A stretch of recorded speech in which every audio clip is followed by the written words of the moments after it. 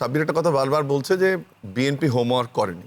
আমি শুরুতেই বলেছিলাম যে জামাত একটা হোমওয়ার্ক করেছে এবং জামাতের মতো একটা দল নতুন করে এইসব ভাবছে, এটা খুবই অ্যাপ্রিসিয়েবল।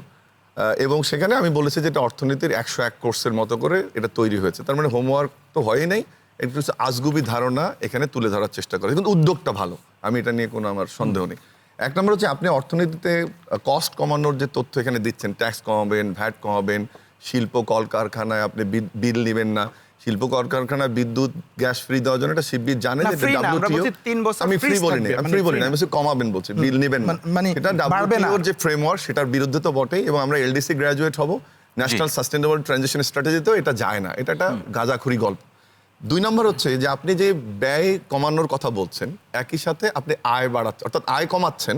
আপনি কি করবেন? আয় করবেন, তারপরে ব্যয় করবেন। আপনি এদিকে আয় কমিয়ে দিচ্ছেন, আপনি ভ্যাট ট্যাক্স কমাবেন, আপনি অন্যান্য খাত থেকে গ্যাস থেকে এটা দিবেন না, তাহলে আপনার প্রশ্ন হলো চলবে কিভাবে? তাহলে না, এখন কথা হচ্ছে যে আপনি তাহলে বললেন যে আপনি বেকার ভাতা দেওয়া যাবে না, বুঝলাম। তা আপনি যে 100-কে নিয়ে যাবেন, বিএনপি না দুর্নীতি করে বেকার ভাতা বেকারদের দিবে, তো 100 জন কাকে সিলেক্ট করবেন?